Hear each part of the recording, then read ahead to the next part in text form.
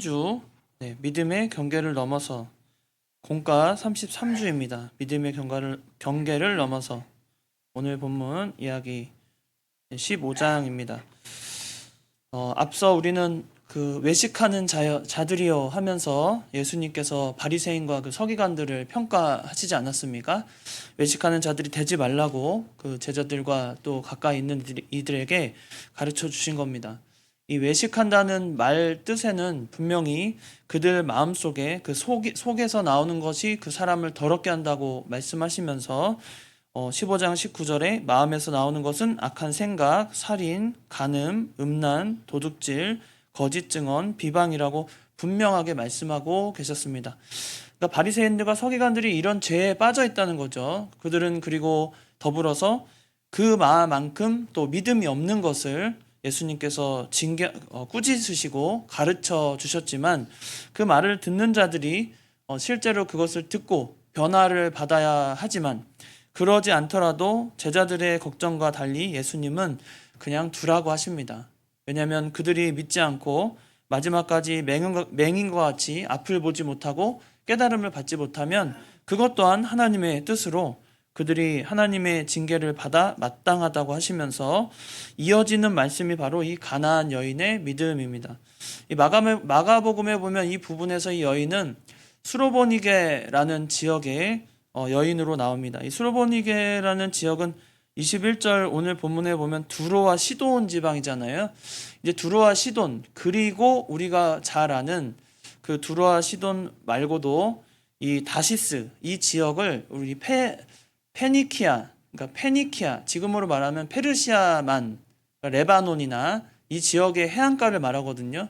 그러니까 여기에 당시에 해상 무역을 맡아서 해상 무역의 패권을 잡고 있던 큰 도시 세 개를 말하라고 하면 그 도시가 바로 두로와 시돈 그리고 다시스 이렇게 세 개의 도시를 의미합니다. 그래서 보통은 그 세 개의 도시가 하나로 묶어져서 이렇게 성경에 표현이 되어 있고 이 두로와 시돈이라는 지역이 처음 성경에 기록된 그 이름 그대로 기록된 것이 이사야서에 나오거든요. 이사야서에 보면 이 두로와 시돈에 대해서 굉장한 경고를 합니다. 배부르고 부한 너희들이여 그 경계하시면서 이사야 선지자를 통해서 너희가 징계받을 거라고 하나님의 진노가 너에게 임한다는 그런 그 저주와 같은 그런 말씀을 이 두로와 시돈에게 주십니다. 그러니까 과거부터 이 두로와 시돈이라는 지역이 이렇게 이스라엘 백성들 유대 사회에서 조금 이렇게 말하자면 좀 거리감을 두고 이렇게 같이 좀 뭐 잘 다니지도 않고 좀 그런 지역으로 보여집니다. 나중에 보면 이 지역 두로와 시돈 지역에서 우리가 유명한 구약에 나오는 인물 중에서 이 두로와 시돈 특히 시돈 사람의 딸 중에서 아주 악랄한 사람이 나오죠. 그 사람이 우리가 잘 아는 바로 이세벨이 이 시돈 사람입니다. 시돈의 딸로서 사람의 딸로서 이 지역이 예전부터 이 무역과 해상의 그 패권을 쥐고 있었다고 그랬잖아요. 그래서 굉장히 부한 도시였지만 그만큼 타락하고 굉장히 부패한 도시 중에 대표적인 도시가 이 두로와 시돈입니다. 나중에 마가복음 11장에 보면 예수님께서 이 두로와 시돈 지역에 대한 그 말씀을 또 이어서 하실 때 어떻게 하시냐면 고라사나 벳세다야 너희에게 행한 모든 권능을 이 두로와 시돈에게 행했다면 이들이 죄를 뒤집어쓰고 벌써 회개했을 거라고 그렇게 말씀을 하시잖아요. 그만큼 두로와 시돈의 죄악이 극심하지만 벳세다와 고라신에 대한 하나님의 징계가 임함을 알려주시고 우리가 다 배운 겁니다. 기억나시죠? 네, 저만 지금 얘기하는 것 같아가지고 그런 거 아니시죠? 잘 기억하셔야 됩니다.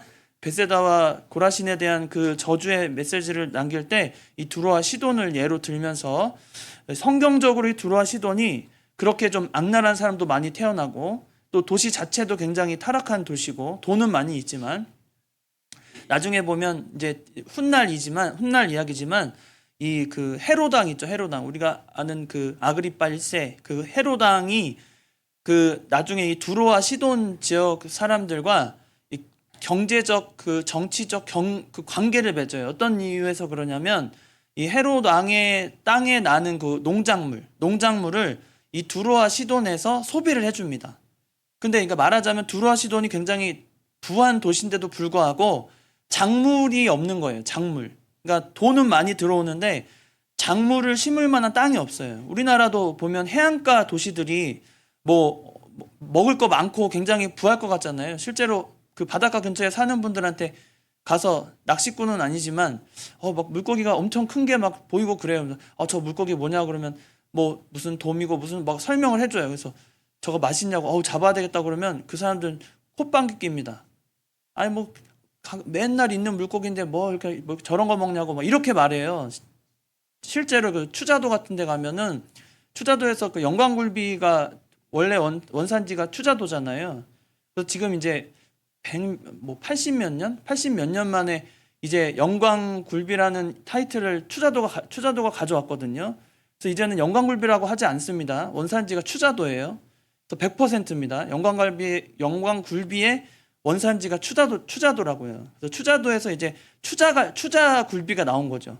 근데 사람들 인식에는 영광굴비가 굉장히 그 브랜드화 되어 있잖아요. 우리 인식에는 영광굴비. 그러나 실제로는 그 영광굴비 영광에서 추자도에서 잡아가지고 영광에서 파는 거예요.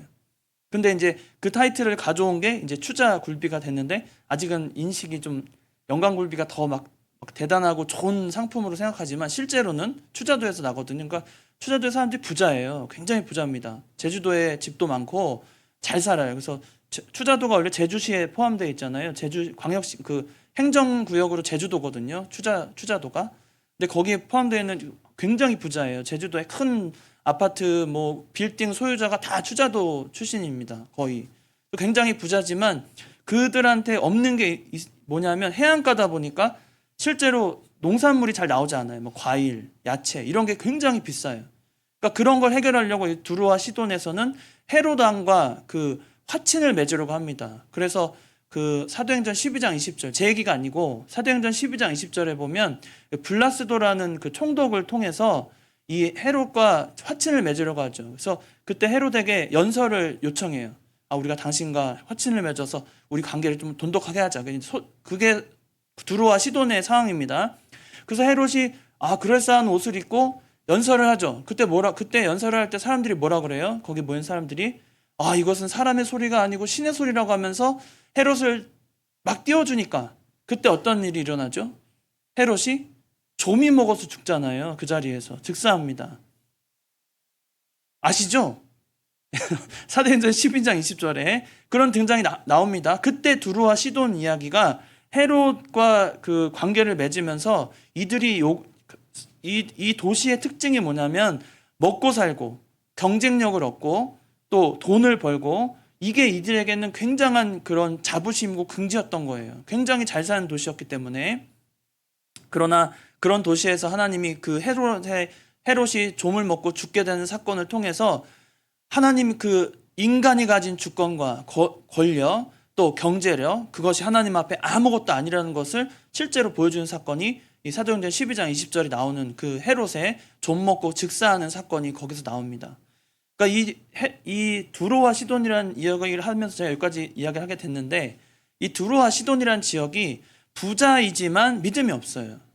그래서 유대 사회에서는 조금 배척하고 아무리 부자라고 해도 별로 상종하지 않고 그런 도시라는 겁니다. 역사적으로 과거에도 그랬고 또 예레미야 시절에 보면 두로와 시돈에 대한 또 그 너희가 패망하고 황폐해지고 그런 또 그 저주의 메시지를 예레미야 선지자를 통해서 또 주거든요. 그러니까 사람들이 생각했을 때 두로와 시돈은 겉으로는 굉장히 화려한 도시지만 그 내면에는 하나님을 모르고 또 하나님을 믿지 않고 아주 버르장머리 없고 교만한 도시로 사람들이 인식하고 있단 말이에요. 근데 그런 도시에 누가 가요? 예수님께서 외식한다고 지적한 그 바리새인과 서기관들을 두고 예수님은 두로와 시돈으로 가는 거예요. 그러니까 예수님의 행적을 보면 두로와 시돈에 가시는 이유가 분명하죠. 그러니까 유대 사회에 복음을 전하는 것이 1차이지만 예수님이 생각하는 복음이라는 것이 진짜 필요한 사람들, 예수님이 항상 이 땅에 오실 때 의인을 찾으러 오신 게 아니라 병든 자를 찾아서 의인이 필요한 그 병든 자를 찾아오신다고 그랬잖아요. 그러니까 두로와 시돈의 그 지역에도 예수님이 가시면서 그런 마음으로 복음을 전했다는 겁니다.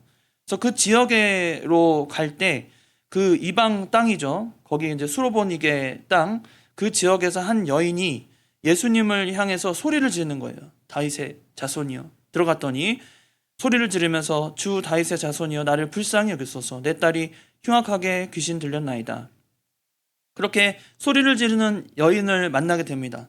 예수님 보통의 사건 같으면 그런 여인을 만났을 때 예수님의 반응이 어떻습니까? 불쌍히 여기시면서 아유 너 어떡하냐, 내가 구하러 가겠다. 우리가 야이로의 딸이나 또 오랫동안 그 혈류병 앓던 그 여인을 고칠 때도 예수님이 어떻게 하셨습니까? 아주 긍휼히 여기시면서 그들을 불쌍히 여기시면서 내가 가서 고쳐주겠다, 항상 그런 태도셨거든요. 근데 이 수로보닉의 여인을, 이 두로와 시돈 지역에 있는 이 여인을 대할 때 보면 아무 대답을 안 하시는 거예요. 오늘 본문의 23절에 보면 예수는 한 말씀도 대답하지 아니하시니, 오히려 막 그 소리 지르는 여인의 눈에 띄고 분명히 어디인지도 하실 텐데 아무 대답을 안 하시는 겁니다. 그리고는 제자들은 옆에 있다가 저 여자가 우리 뒤에서 계속 소리를 지르니까 좀 가서 좀 살펴보시죠. 그냥 저 더 이상 소리 지르지 않게, 아우 저 소리 듣기 싫습니다. 그러니까 이런 마음이었던 것 같아요, 제자들은. 그런데 예수님이 거기에 대해서 24절에 이런 말씀하십니다. 나는 이스라엘을 집에 잃어버린 양 외에는 다른 데로 보내심을 받지 아니하였노라. 그러니까 예수님의 분명한 그 복음의 사역의 그 목표와 목적을 가지고 말씀하십니다. 이 여자가 와서 그 얘기를 듣고도 예수님께 절하며 이르되 주여 저를 도우소서, 또 도와달라고 합니다. 그리고 대답하여 이르되 자녀의 떡을 취하여 개들에게 던짐이 마땅치 아니하다. 예수님이 아주 잔혹한 말을 하는 거예요. 그러니까 말하자면 그 여인을 개 취급했다는 겁니다. 자신의 자녀들에게 줄 떡을 개들에게 던지지 않는다. 그러니까 너는 개인데 내가 왜 개한테 먹을 걸 주냐, 이런 의미로 던진 말씀이거든요. 그러니까 굉장히 가슴 아픈 이야기죠. 지금까지 예수님의 모습과는 조금은 다른 모습인 거예요. 어떻게 예수님이 저렇게 좀 험악한 말을 하시지? 그렇게 불쌍히 여기시고 가난한 사를 돕기를 기뻐하시는 그 예수님께서 이 수로보니에게 여인에게만큼은 한 말씀도 안 하시다가 하신다는 말씀이 굉장히 잔혹한 말, 나는 너를 개 취급한다, 이런 뜻이거든요. 그러니까 그런 말을 들었을 때 이 여인의 마음이 어땠을까요? 굉장히 상처받고, 사실은 다윗의 자손이여 했을 때부터 그 여인의 마음에는 예수님을 만나기만 하면 구원받고 치료함을 받을 거라고, 내 딸이 귀신에 들렸지만 이를 치유하실 분이 오직 예수님밖에 없다고 그런 믿음으로 부르짖었을 거란 말이에요. 아주 간절하게. 그런데 예수님의 반응이 너무나 냉정하고 냉소적이고, 또 말을 하셔도 이렇게 너무나 마음에 깊은 상처를 주는 말씀을 하시는 겁니다. 그래서 그때 여자가 27절에 이런 말을 하죠. 여자가 이르되 주여 올소이다마는 개들도 제 주인의 상에서 떨어지는 부스러기를 먹나이다. 여자의 그 믿음 안에서, 예수님을 만나면 고침을 받겠다는 그 믿음 안에서 마지막 호소가 뭐였냐면 예수님 다 옳습니다. 그런 말씀하셔서 다 옳습니다. 맞습니다. 저는 개입니다. 그러니까 여기서 그런 얘기를 하는 거예요. 자녀의 떡을 취함이 개들에게 던짐이 없다 그러니까 개들도 제 주인의 상에서 떨어지는, 자기를 인정하는 거죠. 예수님이 그렇게 말씀하시면 그게 맞다고. 예수님이 저를 그 개 취급하시면 저는 개가 맞다고. 그런데 그 개들도 어떻게 해요? 여기 보니까 주인의 상에서 떨어지는 부스러기를 먹고 그래도 그 생명을 유지하고 그렇게 살아간다는 거예요. 그 말을 하는 여인의 마음은 아마 찢어질 겁니다. 자신의 딸도 지금 귀신에게 들려서 죽을까 어쩔까 막 전전긍긍하고 있는 상황 속에서 예수님의 그 냉정한 반응을 봤을 때 너무나 속상하고 막 울부짖고, 사실은 이때만 해도 여인의 마음속에 내가 상상했던 그 사랑스러운 예수님의 모습이 아니었기 때문에 굉장히 상처받고, 또 돌이켜서는 이게 내가 예수님을 잘못 알았구나, 내가 찾았던 예수님이 아닌가 보다, 그러면서 실망할 법도 한데, 그 여인의 모습의 중요한 포인트가 이제 예수님이 이 28절에 말씀하시는 그 말씀입니다. 28절에 보면 이 예수께서 대답하여 이르시되 여자여 내 믿음이 크도다. 뭐라고요? 내 믿음이 크도다. 그러니까 예수님께서 3번이나 이 여인의 마음을 찢어 놓으셨거든요. 처음에 대답 안 하셨죠. 그리고 대답을 하시는데도 어린 양 보내심을 받지 않았다고 냉정하게 말씀하셨죠. 그리고 개라고 취급하셨죠. 3번이나 이 여인의 상처에 주는 말을 그렇게 해놓으셨는데 결국에는 그 침묵과 그런 냉소적이고 냉정한 대답은 사실 예수님이 의도하시고 이 여인을 통해 다른 사람들에게 가르침을 주시기 위한 하나님의 그런 철저한 계획된 그런 그 역사라고 볼 수 있습니다. 왜냐하면 앞에서 어떤 사람을 만났다고 그랬어요?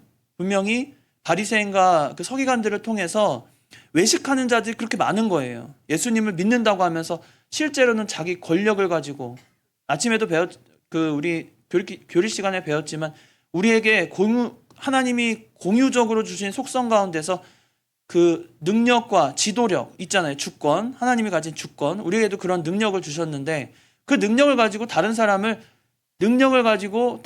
지배하라고 그런 능력 주시지 않았다고 그랬어요. 그게 속성의 큰 특징이라고 그랬습니다. 우리가 가지고 있는 능력과 지혜와 지식과 주권을 가지고 다른 사람 힘들게 만들고 거느리고, 내가 저 사람보다 괜찮은 사람이라고 여기면서 그런 권력을 남용하라고 그런 지혜와 능력을 주신 게 아니라고 그랬어요. 근데 바리새인과 서기관들은 그런 모습인 거예요. 겉으로는 예수님을 진지하고 신실하게 믿는 것 같지만 속에는 다 자기 탐욕과 욕심을 채우는데 그 시간을 보내고 물질의 욕심에 빠져있던 자들이었습니다. 근데 그들에 비해서 예수님이 이 두로와 시돈, 그들 입장에서는 굉장히 가까이 하고 싶지 않고 타락한 도시에 갔는데, 그곳에서 누굴 만나요? 반전 있는 믿음을 보는 거예요. 오히려 신실하다고 하나님의 택함받은 백성이라고 하는 그 도시에서는 외식하고 자기 자랑하고 자기 욕심에 빠져있는 자들에 비해서 이 참 무시할 만하고 참 거리를 둘 만한 한 이 두로와 시돈에서 오히려 타락하고 아주 괴상한 도시라고 여겼던 그 두로와 시돈에서 참된 믿음의 사람을 예수님이 발견하신 겁니다. 우리는 그래서 이 장면을 보면서 이런 게 믿음이라는 거예요. 내 믿음이 크도다. 그 여인을 보면서 예수님이 하실 때 내 믿음이 크도다. 다른 평가가 없어요. 앞에 말한 거에 대해서 예수님은 한 말씀 그래 미안하다. 사실은 내가 미안하다. 내가 이렇게 악하게 말한 거 너한테 너무 상처 줬지 미안하다. 그런 말씀도 없어요. 예수님은 단지 그 여인을 평가할 때 뭐라고 그래요? 내 믿음이 크도다. 그러니까 하나님이 우리를 보실 때 무엇을 보시냐는 거예요. 믿음을 보신다는 거예요.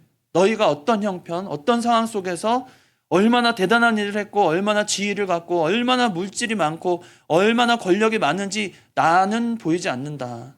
내가 너희를 평가하고 보는 것은 뭐예요? 그들이 얼마나 간절하게 하나님을 찾고 그런 험악한 분위기 속에서도 내 믿음을 지켜나가느냐, 그 믿음을 내가 보겠다는 겁니다. 여기서 우리는 중요한 사실을 깨닫게 됩니다. 단순히 지금 내가 필요할 때 하나님을 찾을 것인가, 아니면 진정으로 믿음으로 하나님 앞에 간구할 것인가. 그냥 상황 바뀔 때마다 그럴 때마다 하나님 앞에 도와달라고 간구하고 안 도와주면 실망하고 낙심하고, 하나님이 나 미워하나 보다, 하나님이 나 사랑 안 하나 보다, 그냥 쉽게 하나님을 판단해 버리는 거예요. 그런 믿음이 아니라 이 수로보니에게 그 여인의 믿음은 어떤 상황도 다 소용없어요. 오직 내가 믿고 확신하는 예수 그리스도는 나의 모든 상황, 그 어떤 상황에서도 도우시고 나를 유일하게 도우실 분이라고 바라보는 믿음. 우리는 그런 상황을, 어떤 상황을 맞이할 때마다 우리가 그런 얘기 많이 하죠. 고난당할 때 내가 아무리 설명해도 내 상황을 겪어봐야 알지, 내가 이런 고난당하는데 모르면서 말도 하지 말라고, 난 진짜 힘든데 사람들이 내 상황이나 그런 거 고려하지 않고 그냥 쉽게 말할 때 있어요. 쉽게. 사람은 그런 거예요. 사람들은 내 상황이 얼마나 어렵고 힘든 거 고려하지 않습니다. 그 위로를 합시고 그냥 가볍게 던지는 말이 어떨 땐 더 상처가 될 때가 있어요. 그냥 가만히나 있지. 더 상처가 될 때 그런 때 있어요. 그냥 말이라도 하지 말지 하면서 설명하면서 그냥 자기 입장에서 그냥 위로하는 거예요. 자기 이미지만 좋게. 난 이렇게 위로하는 사람이야. 나는 위로를 말할 줄 아는 사람이야. 그러니까 나는 좋은 사람이야. 그러니까 너의 고통은 얼마나 고통이 심한지 난 모르겠는데 나는 좋은 사람이야. 나는 위로할 수 있는 말을 전했으니까 나는 좋은 사람이야. 그건 이미지화하는 거예요, 자기를. 좋은 이미지, 선한 이미지. 그건 결국에는 가식적이고 하나님이 바리새인과 서기관에게 말했던 그 외식하는 자들의 모습인 거죠. 근데 수노보니에게 이 여인의 모습은 그런 게 아니에요. 정말 믿음으로 간구한 거예요. 간절히 예수님을 쫓고 개취급해도 네 맞습니다 예수님. 그런데 중요한 건 그럼에도 불구하고 그 자녀가 먹는 떡, 그것까지 바라지 않지만 주인의 상에서 떨어지는 그 부스럼이라도 제가 먹으면 살겠습니다. 우리에게 믿음을 지킨다는 것은 그런 간절함이 있습니다. 진짜 믿음으로 간구할 때 하나님이 응답하시고 그게 믿음의, 우리가 생각하는 그 믿음의 산을 넘어가는 거예요. 오늘 제목이 뭐죠? 앞에 보시면 믿음의 경계를 넘어선다고 그랬잖아요. 믿음의 경계는 뭡니까? 한 번 간구하고 응답이 없고 또 한 번 간구했는데 돌아오는 반응은 영 시원치 않고 또 간절하게 간구했는데 나를 오해하고 개라고 취급하는 그 어마어마한 그런 고난의 길에서도 이 여인이 가지고 있었던 간절함은 오직 예수님만이 나의 구원자이시고 내 모든 형편 가운데 나를 위로하실 자라는 그 믿음으로 모든 것을 넘어섰다는 거예요. 우리는 쉽게 하나님께 간구하고 쉽게 하나님께 실망합니다. 그 아주 어리석은 믿음, 참 아직 자라나지 못한 믿음이죠. 어떻게 보면 하나님께 간구했다가 다 들어주시면 역시 하나님이 나를 사랑하셨어. 근데 안 들어주시면 하나님 왜 나 미워하시나 보다. 그거 어린애죠. 아이한테 사탕 줄 땐 좋아하다가 사탕 안 주면 오늘은 왜 사탕 안 주지 선생님이? 나 미워하나 보다. 이게 말이 되는 거예요. 우리가 만약에 선생님 입장에서 아이를 가르칠 때 그럴 수 있잖아요. 어떤 날은 사탕을 준비해서 야, 너 맛있게 먹어라. 근데 사탕 주는 날은 선생님 좋아하고 사탕 안 주면 선생님 안 좋아해요? 그 얼마나 어리석고 어린이 같은 믿음입니까? 우리의 믿음을 지킨다는 것은 이렇게 단순하고 눈에 보이는 내가 간구했을 때 무조건 들어주면 좋은 사람, 안 들어주면 나쁜 사람, 이런 어리석은 또 어린 믿음에서 벗어나서 이 여인이 갖고 있던 누구도 기대하지 못했던 그런 상황 속에서도 오직 예수님을 바라보면서 상에서 떨어지는 부스럭이라도 저에게 주시면 그걸로 제가 살겠다는 그런 간절함이 있다면 그 간절함을, 그 믿음을 보시고 내 믿음이 크다고 평가하시는 겁니다. 우리는 그런 믿음을 가져야겠어요. 우리의 믿음은 어디에 있습니까? 단순히 하나님을 믿는다고 해서, 간구한다고 해서 내가 간구하는 거 하나님이 다 들어주신다고 그제서야 하나님이 기쁘고, 들어주지 않으면 나를 미워하고 내가 속상하다고, 그렇게 아주 단순한 그런 믿음이 아니라 이 여인과 같은 깊은 간구와 또 여전히 하나님에 대한 큰 확신을 가진 믿음으로 그렇게 살아가라는 겁니다. 그러시고 예수님은 많은 이방인들 가운데서 고치시고 병자를 고치시고 또 장애인들을 온전하게 하시고 맹인을 보게 하시고 여러 일을 겪게 하십니다. 그 일이 상당히 길었던 것 같아요. 많은 사람들이, 무리가 와서 예수님을 만나고 치유함을 받았습니다. 그러니까 두로와 시돈이라는 지역에 가셨을 때 이미 예수님은 이 지역에 그 지역을 떠나서 이제 갈릴리 호숫가로 이르게 됐는데, 그때 많은 사람들이 소문이 나서 예수님께 찾아온 거예요. 그러니까 복음은 항상 선한 영향력을 미치게 되어 있습니다.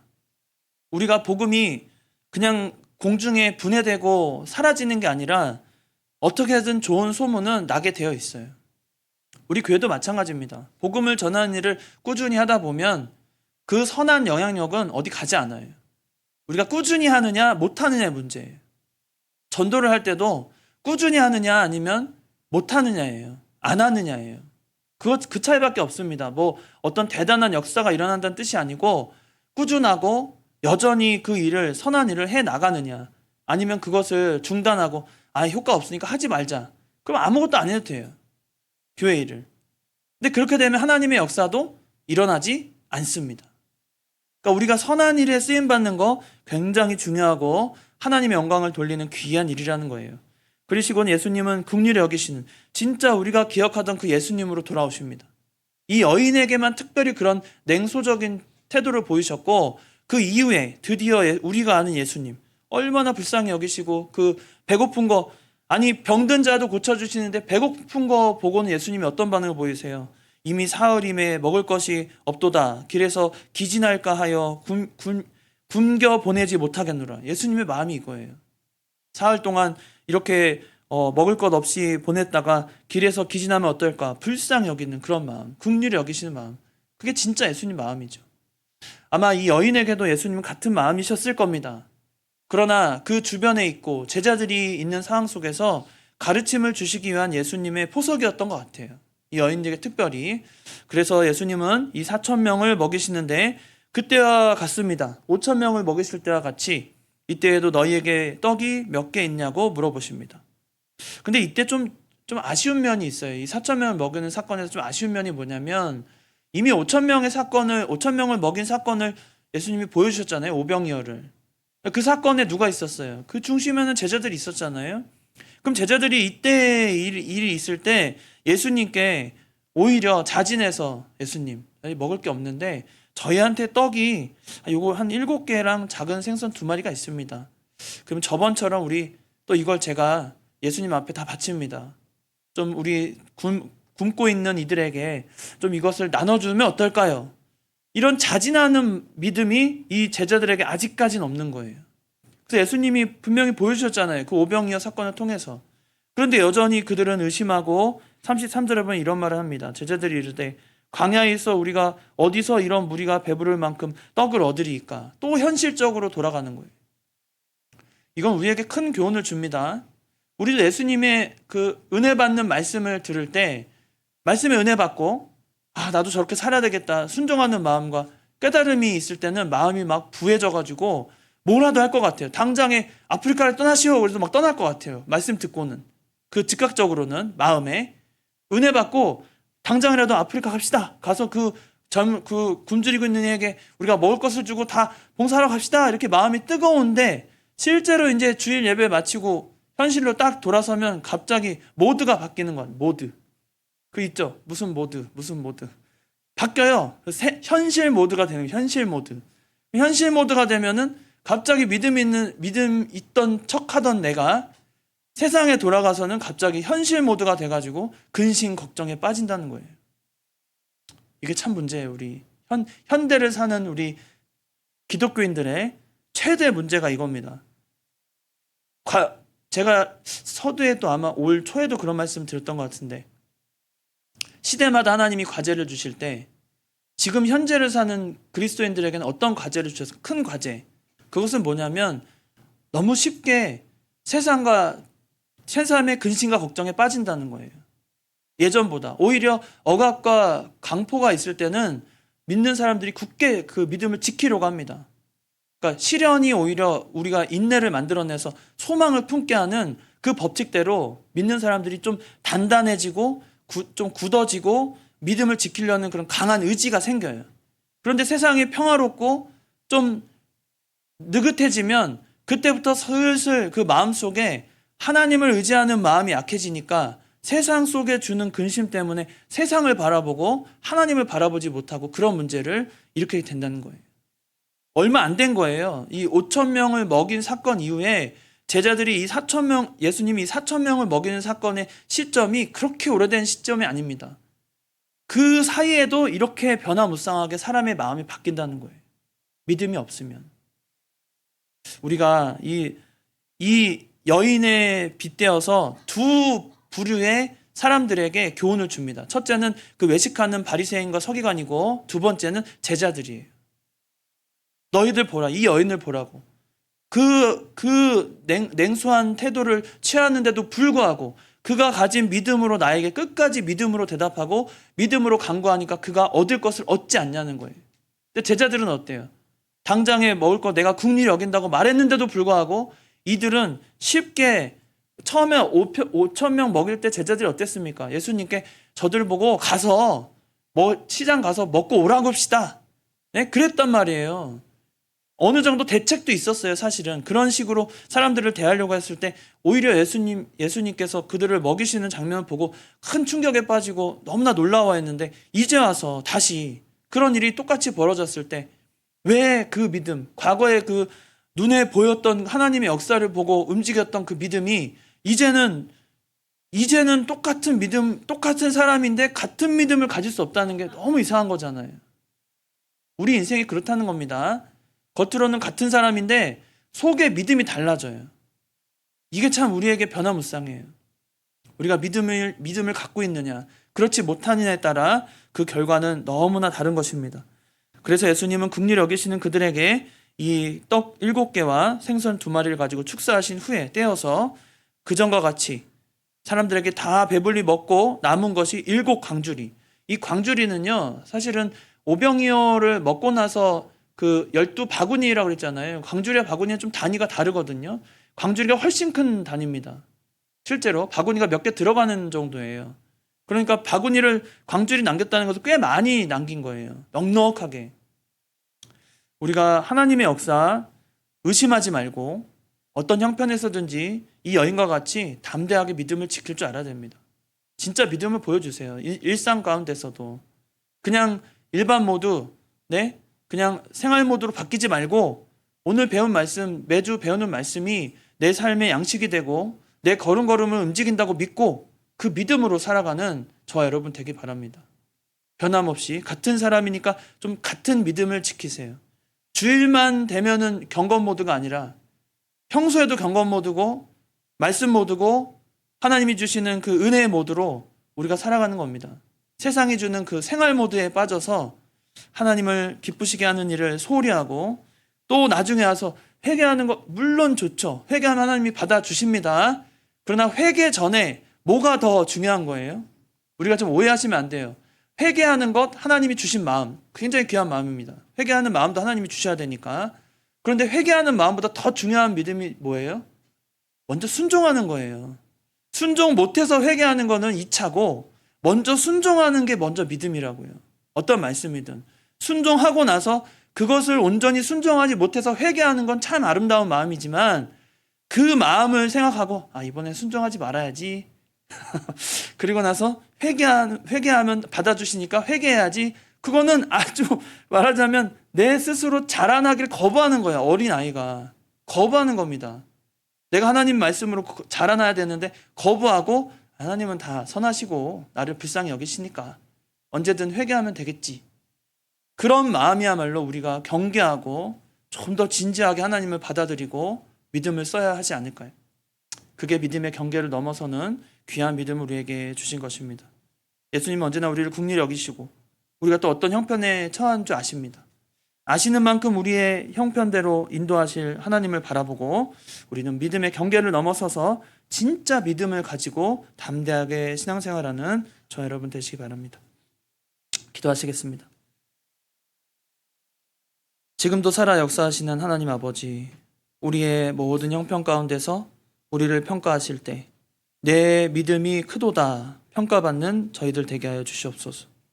어떤 형편 가운데서도 믿음을 저버리지 아니하고 담대하게 주님을 쫓아가며 주님을 의지하고 주님을 바라보는 믿음 되게 하여 주시옵소서. 우리도 이 여인과 같이 그런 상황 속에서 과연 끝까지 나를 무시하고 내 말에 대답지 않고 내 말에 또 나를 무시하며 참 상처 주는 말을 할 때에라도 그때라도 우리가 예수님을 과연 쫓아갈 수 있을지 우리 믿음이 또 도전을 받사오니 하나님 우리가 이 믿음 가운데서 견고한 믿음으로 주님을 쫓아가는 참된 제자의 길을 걸어가게 하여 주시옵소서. 거룩하신 예수님의 이름으로 기도드리옵나이다. 아멘.